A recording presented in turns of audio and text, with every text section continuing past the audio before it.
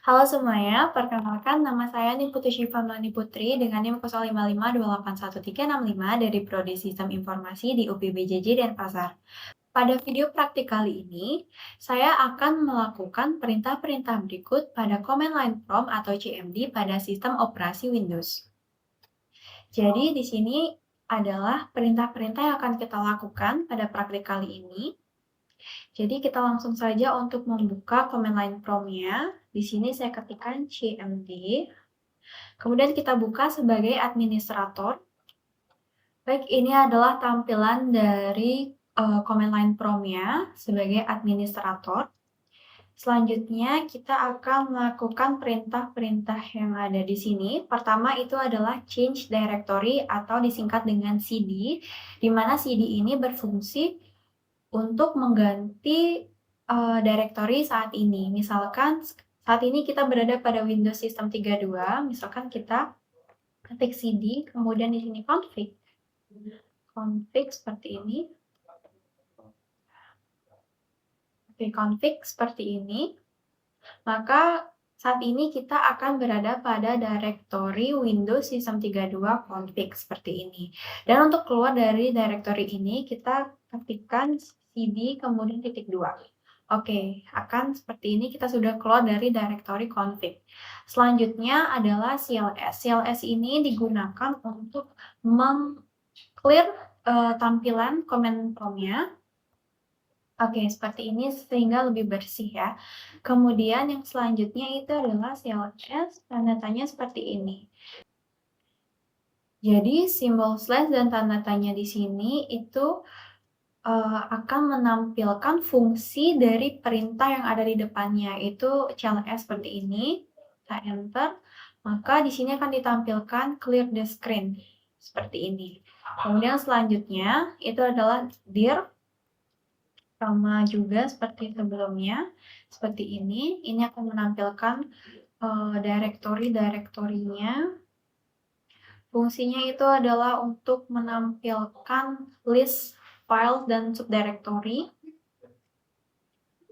Oke, kita akan keluar, kita klik enter. Kemudian yang selanjutnya di sini ada ipconfig. Selanjutnya itu adalah perintah ipconfig yang digunakan untuk menampilkan informasi dari IP address. Oke, seperti ini. Ini juga menampilkan subnet mask-nya, kemudian default gateway-nya. Oke, selanjutnya itu adalah ipconfig all. Ipconfig all itu sama seperti ipconfig saja, tapi lebih spesifik untuk data-datanya. Jadi data-datanya juga lebih banyak daripada ipconfig saja. Seperti ini.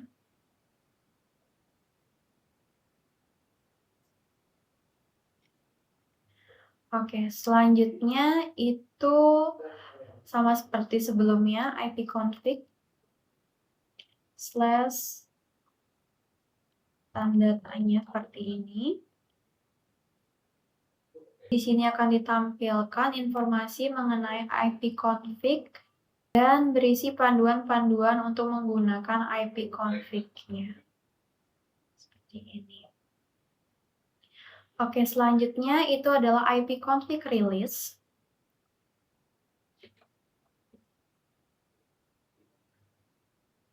Jadi, ipconfig release ini digunakan untuk melepas IP address pada komputer, sehingga setelah perintah ini dijalankan, hanya koneksi internet itu terputus untuk sementara.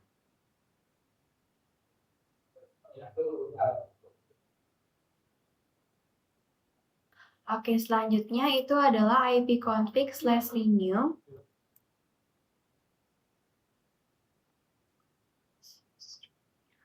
Baik, selanjutnya itu adalah perintah ipconfig/renew, di mana ini merupakan kebalikan dari ipconfig/release.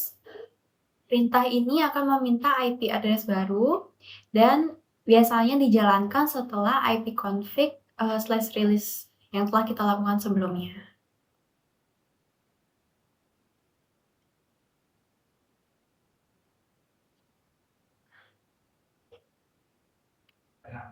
Oke, selanjutnya itu adalah ipconfig/displaydns.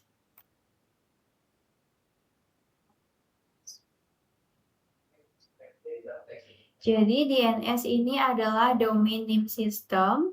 Untuk perintah ini itu akan menampilkan case DNS atau juga menampilkan daftar alamat website yang pernah diakses sebelumnya. Oke, selanjutnya itu adalah ipconfig/dns. Perintah ini itu digunakan untuk mereset DNS atau domain name system. Seperti ini.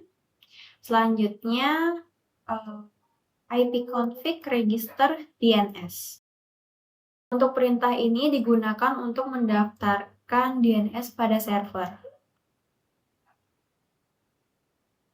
Oke, ya, kita akan tunggu.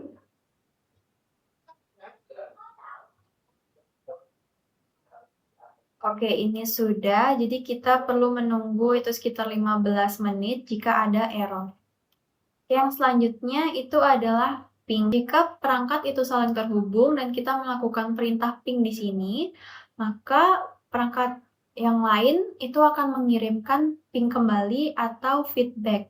Misalkan di sini kita akan melakukan perintah ping untuk google.com seperti itu. Oke, ini kita akan mendapatkan feedback baliknya. Kemudian ada juga time-nya. Seperti itu. Kemudian selanjutnya di sini adalah perintah netstart. Jadi ini adalah perintah netstart. Jadi perintah netstart itu digunakan untuk menampilkan jaringan-jaringan yang sedang aktif. Jadi misalkan kita coba netstart seperti ini, kita akan tunggu. Oke, ini adalah perangkat-perangkat yang aktif saat ini. Misalkan kita ingin melihat semua perangkatnya, jadi kita menggunakan perintah netstart -n seperti ini.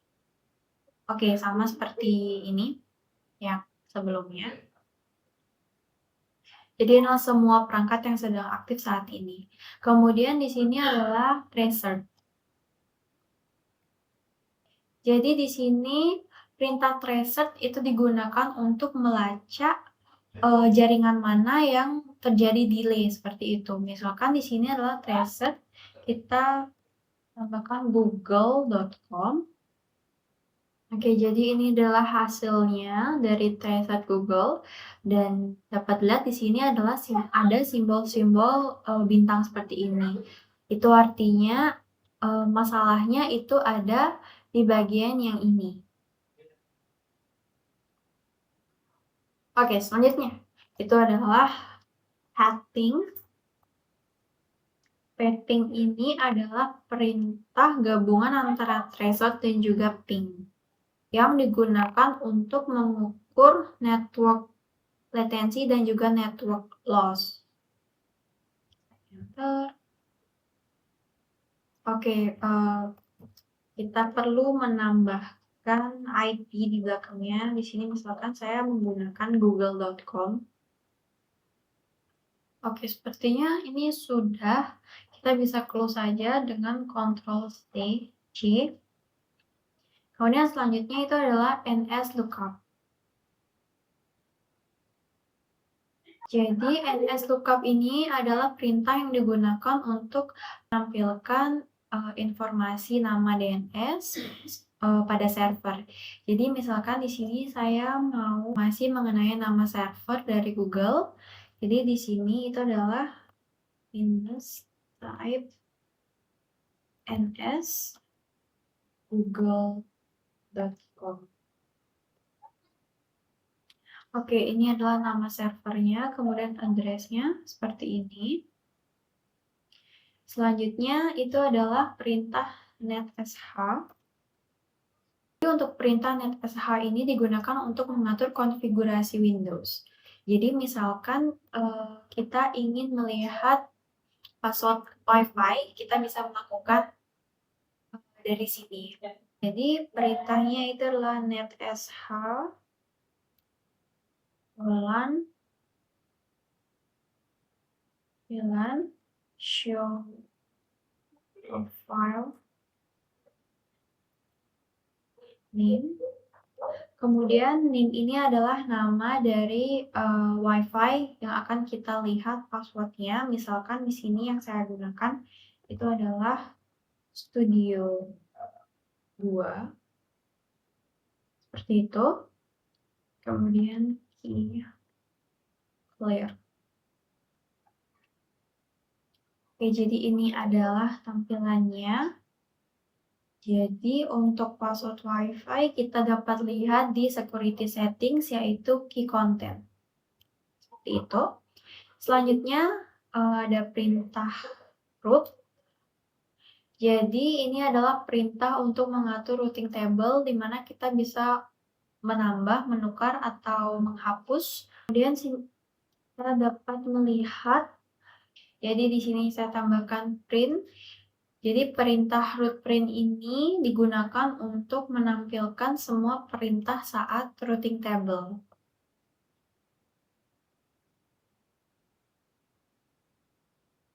Ini adalah root table-nya.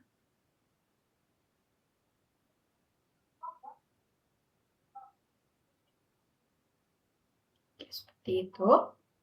Selanjutnya yang terakhir itu adalah perintah net. Jadi untuk perintah net ini digunakan untuk mengelola layanan dan resource di Windows. Jadi misalkan inilah net, kemudian saya ingin melihat user siapa saja yang ada pada komputer ini, pada Windows. Misalkan sinilah user. Oke, jadi ini adalah user-user yang ada pada komputer ini. Baik, itulah dia hasil dari praktikum tugas 2 mata kuliah jaringan komputer. Sekian dari saya, terima kasih.